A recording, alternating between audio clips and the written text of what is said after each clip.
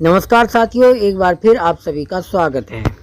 Basic शिक्षा निदेशक श्री विजय किरण आनंद ने आदेश जारी किया है कि जो डीबीटी का कार्य गतिमान है उसके अंतर्गत यदि कुछ बच्चों का डीबीटी अर्थात आधार का सत्यापन नहीं हो पाया है और जिसका कारण उन बच्चों का आधार उपलब्ध न होना है अर्थात आधार न बना होने का कारण है, तो ऐसे बच्चों की सूचना डीबीटी प्रेरणा डीबीटी ऐप पर अंकित कर दी जाए।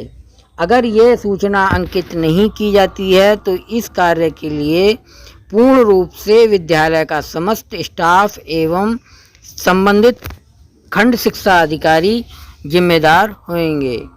तो ये कार्य आपको अगले 2-3 दिन में पूर्ण रूप से समाप्त करना है। अगर आपके विद्यालय में भी कुछ ऐसे बच्चे हैं जिनका आधार नहीं बना है तो आप उसकी सूचना प्रेरणा डीबीटी ऐप पर अंकित कर दें, अन्यथा आपके विरुद्ध भी कोई कार्यवाही हो उससे आप पहले ही इस कार्य को समाप्त कर लें। तो कैसे करना है, आइए मैं आपको एक मैनुअल के माध्यम से बता देता हूं। आप सभी जानते हैं कि प्रेरणा डीबीटी ऐप पे कैसे लॉगिन करना है। आप सबसे पहले जो डीबीटी का 26वां संस्करण है उसे अपडेट कर लें और उसके बाद हम सभी जानते हैं डीबीटी पे क्लिक करेंगे।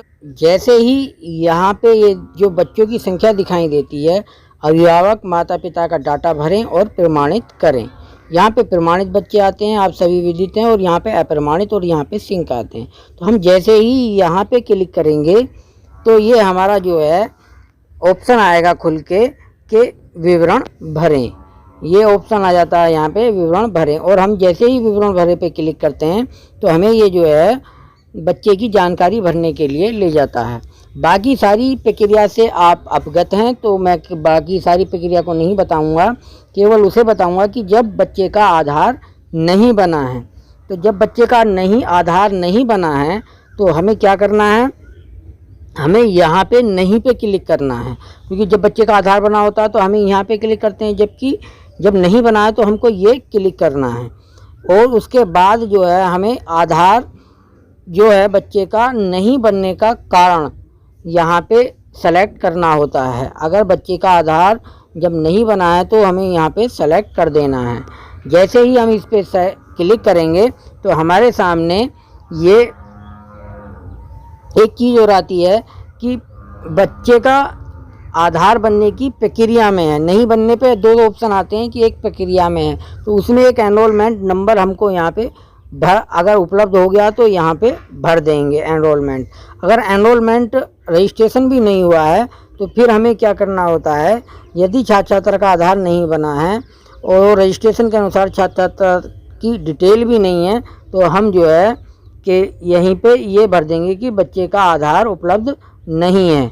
तो हमको सिर्फ इतनी सी प्रक्रिया करनी है और कुछ नहीं करना है, और बाकी उसके पिता का जो है आधार हमको सत्यापित कर देना है।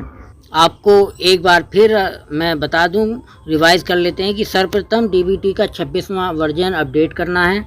तत्पश्चात डीबीटी वाले बॉक्स में जाना है। डीबीटी बॉक्स में जाकर नेक्स्ट पर क्लिक करना है, जिसमें कक्षावार बच्चों की संख्या प्रदर्शित हो रही है। उसके बाद प्रमाणित छात्रों का जो बॉक्स बना है उसके जस्ट ऊपर सिंगल बॉक्स में क्लिक करना है, जहां पर शेष रह गए बच्चे प्रदर्शित हो रहे होंगे।